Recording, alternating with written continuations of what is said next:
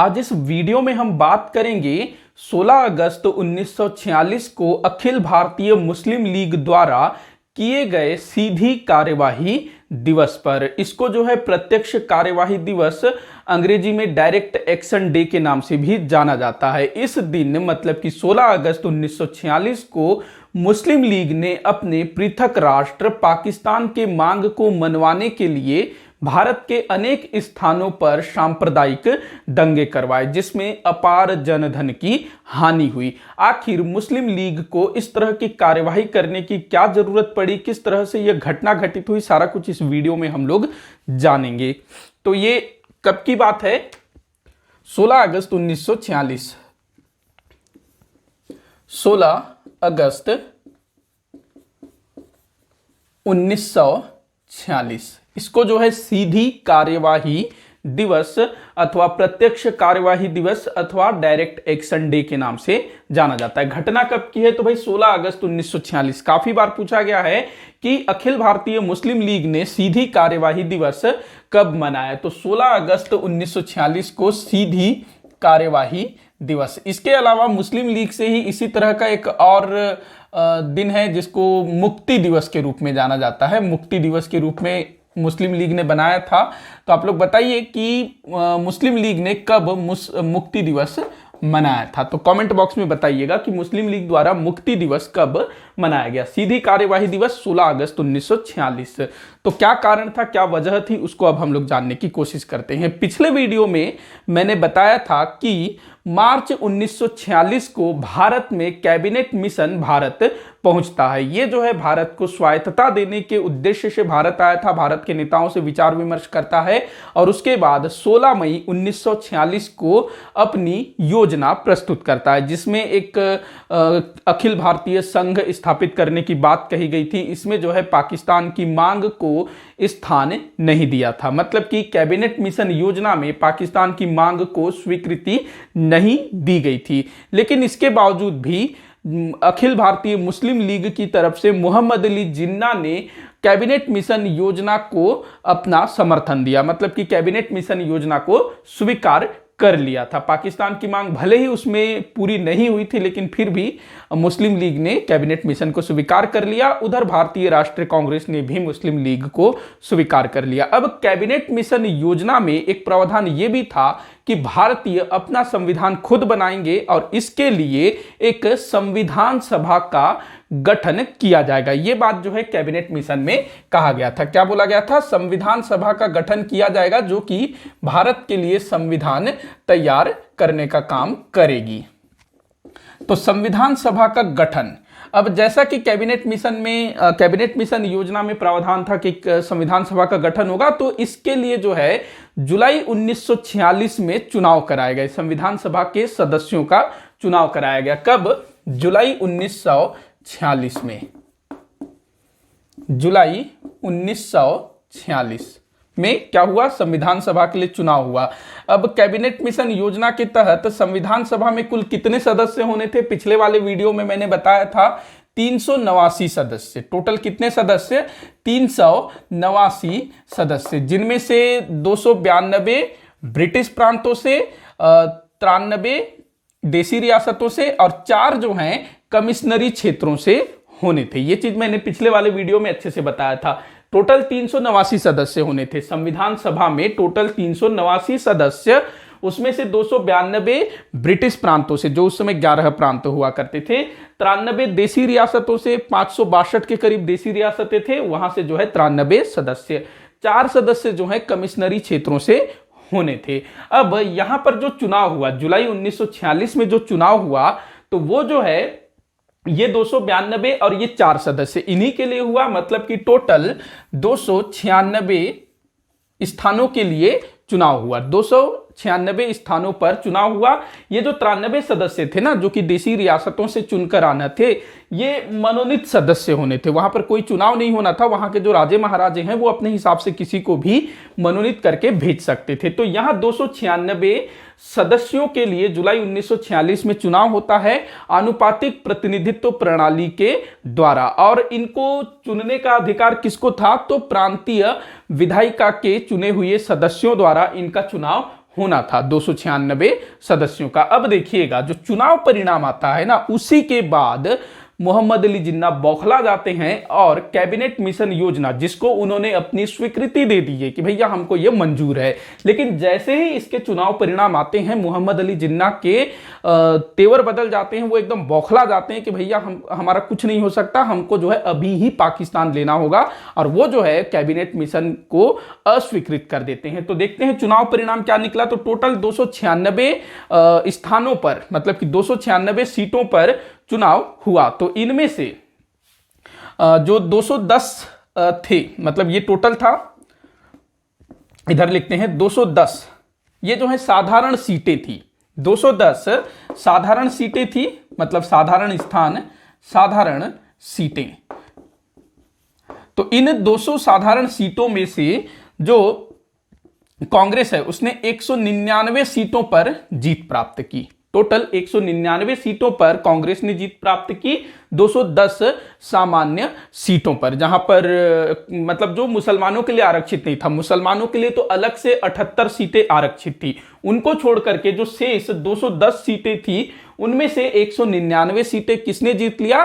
कांग्रेस ने जीत लिया। मतलब कि कांग्रेस ने अच्छा खासा प्रदर्शन किया संविधान सभा के चुनाव में। अब जो शेष जो 11 सीटें बची, इसमें से जो 11 सीटें बची ना, उनमें से जो 2 सीटें हैं वो यूनियनिस्ट पार्टी, पंजाब की यूनियनिस्ट पार्टी ने 2 सीटें जीती। उसके बाद दलित उद्धार संघ, जो महाराष्ट्र में दलित उद्धार संघ था, उसने 2 सीटें जीती। 1 सीट जो है कम्युनिस्ट पार्टी ने जीती, और बाकी के 6 शेष सीटें, जो 6 सीटें बची, वो स्वतंत्र उम्मीदवारों ने जीते। तो इस तरह से जो साधारण सीटें थी उसमें कांग्रेस को पूर्ण बहुमत प्राप्त हुआ, और बाकी जो स्वतंत्र सदस्य थे ना, वो सब भी कांग्रेस के समर्थन में आ गए। बात करें हम लोग मुसलमानों के लिए आरक्षित सीटों की, जिसकी संख्या थी 78। तो मुसलमानों के लिए 78 सीटें आरक्षित थी। पृथक निर्वाचन पद्धति लागू था ना, जो अंग्रेजों ने दिया था 1909 के अधिनियम के तहत। तो 78 सीटें किन के लिए थी भाई? मुसलमानों के लिए। ये मुस्लिम सीटें थी, 78 सीटें। इनमें से जो मुस्लिम लीग है उसने कितनी सीटें जीती? 73 सीटें। ये कांग्रेस ने जीती, कांग्रेस। और 73 सीटें किसने जीती? तो मुस्लिम लीग ने। मुसलमानों के लिए जो आरक्षित थी उसमें से 73 सीटें मुस्लिम लीग ने जीती। मतलब कि मुस्लिम लीग ने भी अच्छा खासा प्रदर्शन किया, मतलब कि उसके लिए जितनी सीटें आरक्षित थी उसका अच्छा खासा अमाउंट उसने जीत लिया। मतलब मात्र 5 सीटें बची ना, इसमें से 5 सीटें बची। ये जो 5 मुस्लिम आरक्षित सीटें थी उनमें से 3 सीटें वो तो कांग्रेस के सदस्य उसमें जीत गए, क्योंकि कांग्रेस ने भी अपने मुस्लिम प्रतिनिधि इसमें खड़े किए थे। ये जो 78 सीटें थी उसमें कांग्रेस ने भी अपने मुस्लिम प्रतिनिधियों को खड़ा किया था। तो कांग्रेस जो है 3 सीटों को जीतने में सफलता प्राप्त कर गई। मतलब यहां जो 199 है उसमें 3 आप और जोड़ लीजिएगा। उसके बाद जो बची 2 सीटें, उनमें से एक तो यूनियनिस्ट पार्टी वो जीत लेती है, एक बंगाल की कृषक प्रजा पार्टी भी जीत लेती है। तो यहां पर मुस्लिम लीग का प्रदर्शन भी ठीक ठाक था। लेकिन अब देखिएगा, जो कांग्रेस है जो कि 199 सीटें जीती थी, साधारण सीटें, मुस्लिम सीटों की 3 सीटें, हो गया 202। इसके अलावा कांग्रेस के समर्थन में और लोग भी आ जाते हैं, जो स्वतंत्र थे और जो छोटी छोटी पार्टियां थी वो भी जो है कांग्रेस के समर्थन में आ जाते हैं।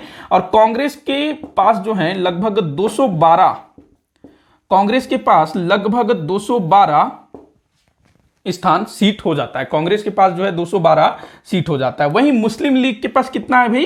तो 73।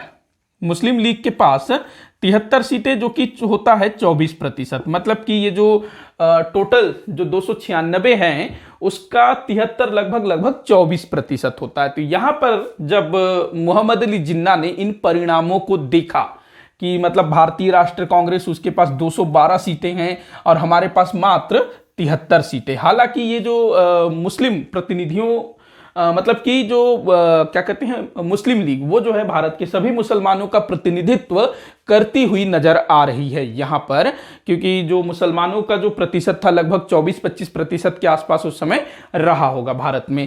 तो एक तरह से वो मुसलमानों का प्रतिनिधित्व कर रही है। लेकिन संविधान सभा में अगर हम लोग देखें तो यहां एक दल के रूप में, एक पार्टी के रूप में भारतीय राष्ट्रीय कांग्रेस बहुमत में है, और जो अंतरिम सरकार के गठन की बात कही गई थी वहां पर भी कांग्रेस का पलड़ा भारी रहेगा। हालांकि उसमें कैबिनेट मिशन में यह प्रावधान किया गया था कि सभी दलों के सहयोग से अंतरिम सरकार गठित होगा, लेकिन कांग्रेस चूंकि यहां बहुमत में है तो अंतरिम सरकार में भी उसका दबदबा रहेगा। और इधर जो मुस्लिम लीग है, भले वो मुसलमानों का प्रतिनिधित्व कर रही है, लेकिन यहां कांग्रेस के सामने वो कुछ भी नहीं है, मात्र 24%, चौथा हिस्सा हो रहा है ना। तो ये चीज देख करके जो मोहम्मद अली जिन्ना है वो बौखला गए, और उनको लगा कि कल को अगर संविधान सभा में संविधान के निर्माण के समय कोई भी ऐसी बात होती है जो कि हम अल्पसंख्यकों के, मुस्लिमों के हितों में हो, और उसको जो है गैर मुस्लिम लोग उसको स्वीकार नहीं करेंगे, तो फिर हमारा कुछ नहीं हो सकता, हम जो है कुछ नहीं कर पाएंगे, आगे चल करके हम जो है अपना पृथक राष्ट्र भी प्राप्त नहीं कर पाएंगे। तो ये डर जो है मोहम्मद अली जिन्ना को सताने लगा, और उन्होंने तय किया कि भाई हमको जो है इस कैबिनेट योजना को नहीं मानना है, हम लोग जो है भारत के आजादी के पहले ही अपना पाकिस्तान लेंगे। तो ये वो तय करते हैं, और फिर 29 जुलाई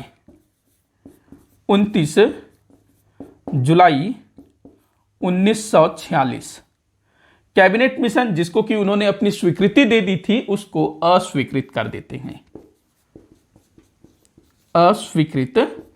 हैं, कैबिनेट मिशन को अस्वीकृत कर देते हैं। अब इसके बाद 29 जुलाई 1946 को ही मोहम्मद अली जिन्ना ने घोषणा किया कि यदि पाकिस्तान की मांग के साथ धमकी दी, मतलब मुस्लिम लीग ने, मोहम्मद अली जिन्ना ने घोषणा किया कि पाकिस्तान की मांग के साथ मतलब उन्होंने एक तरह से धमकी दी कि पाकिस्तान की मांग, हमारी जो पाकिस्तान की मांग है उसको पूरा करिए, पाकिस्तान की मांग के बारे में बात करिए, नहीं तो हम लोग जो हैं हिंदू और सिखों के विरुद्ध सीधी कार्यवाही करेंगे। मतलब कि सीधा सीधा मोहम्मद अली जिन्ना द्वारा 29 जुलाई 1946 को सांप्रदायिक दंगों की चेतावनी दी गई, या फिर सांप्रदायिक दंगों की धमकी दी गई कि अगर आप हमको अपना अलग राष्ट्र नहीं देंगे तो हम लोग मार काट मचा देंगे।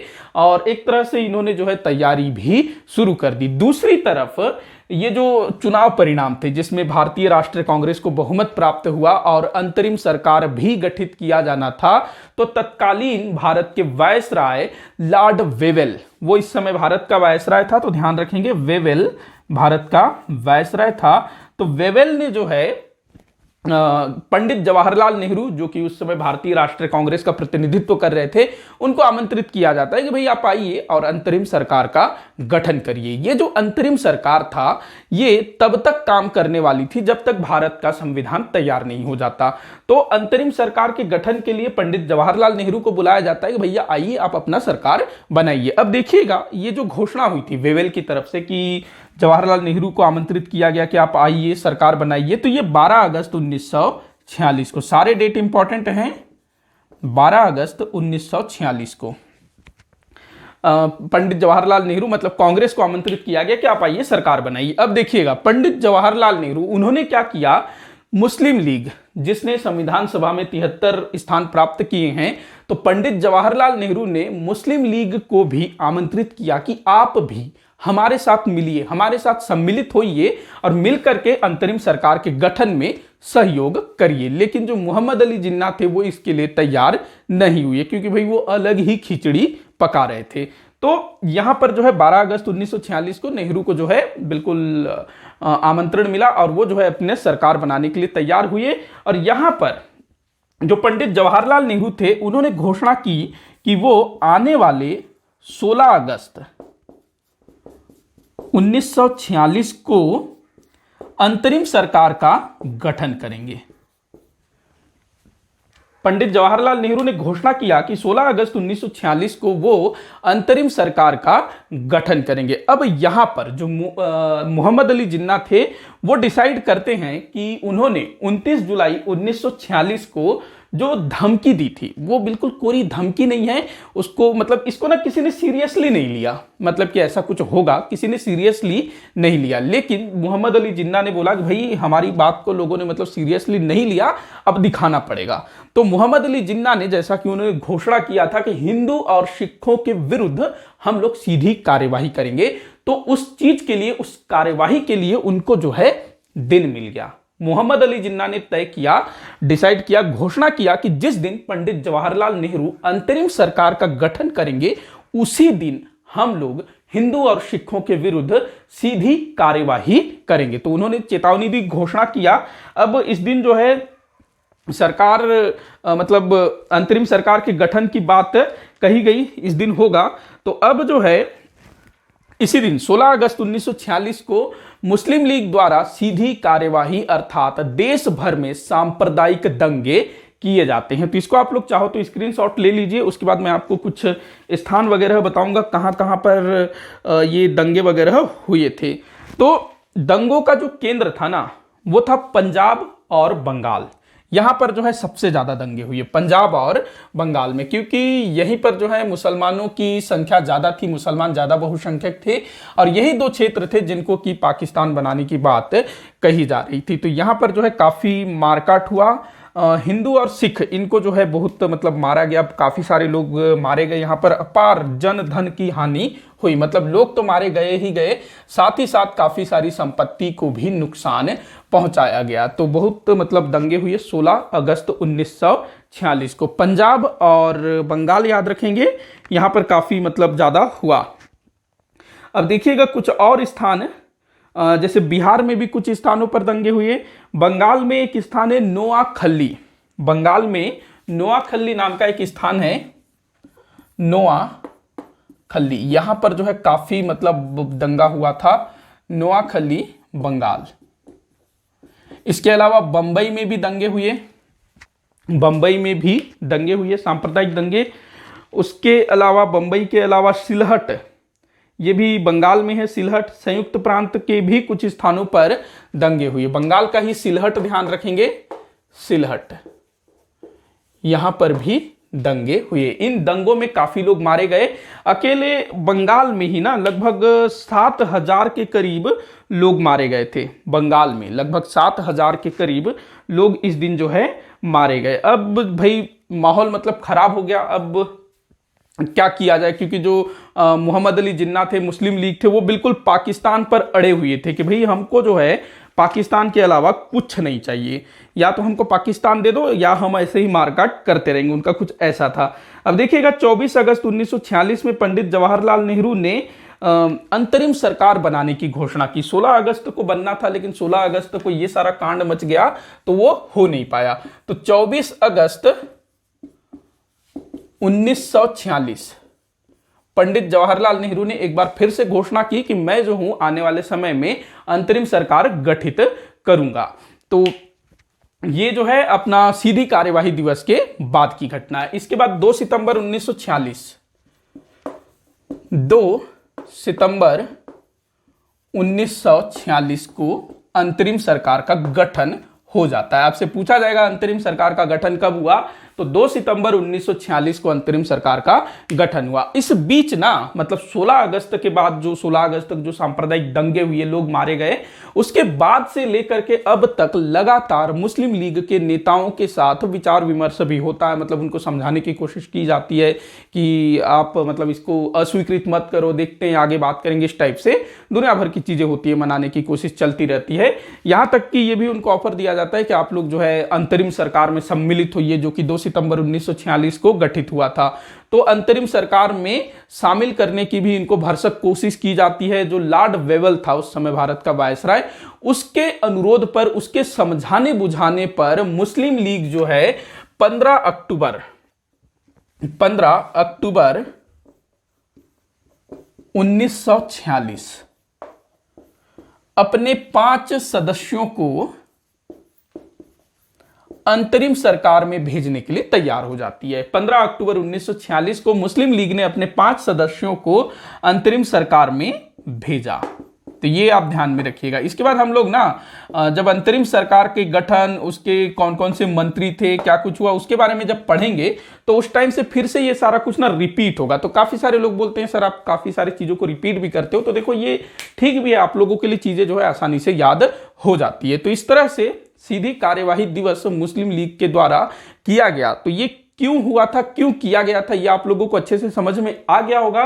और सीधी कार्यवाही दिवस के बाद कैसे मुस्लिम लीग एक तरह से रूठी हुई थी, जिसको मनाया बुझाया गया, और अंततः वो जो है 15 अक्टूबर 1946 को अपने 5 सदस्यों को अंतरिम सरकार में भेजने के लिए तैयार हो जाती है। लेकिन इसके बाद भी भारत में व्याप्त गतिरोध ये जो है सॉल्व नहीं हो पाती है, क्योंकि कैबिनेट मिशन योजना भाई वो तो फ्लॉप हो गया, उसको जो मुस्लिम लीग है मानने को तैयार नहीं है, हम पाकिस्तान से कम कुछ नहीं लेंगे, ये जो है मोहम्मद अली जिन्ना की मांग थी। इसके बाद फिर क्या होगा आगे, हम लोग थोड़ा सा अंतरिम सरकार को देखेंगे, और उसके बाद फिर इटली की घोषणा, फिर माउंटबेटन योजना, जिसमें पाकिस्तान के मांग को स्वीकृति दी गई थी, जिसको कि मुस्लिम लीग स्वीकार कर लेती है, उसको आगे आने वाले वीडियोस में देखेंगे। तो आज का जो वीडियो है फिलहाल इतना ही। आपको कोई भी डाउट हो तो आप नीचे कमेंट बॉक्स में जरूर बताइएगा, ताकि मैं उसको सॉल्व कर सकूं। वीडियो को जितना हो सके उतना आप शेयर करिएगा, लाइक भी जरूर करिएगा, अगर अच्छा लगे तो चैनल को सब्सक्राइब करिएगा। वीडियो को आखिर तक देखने के लिए बहुत बहुत धन्यवाद।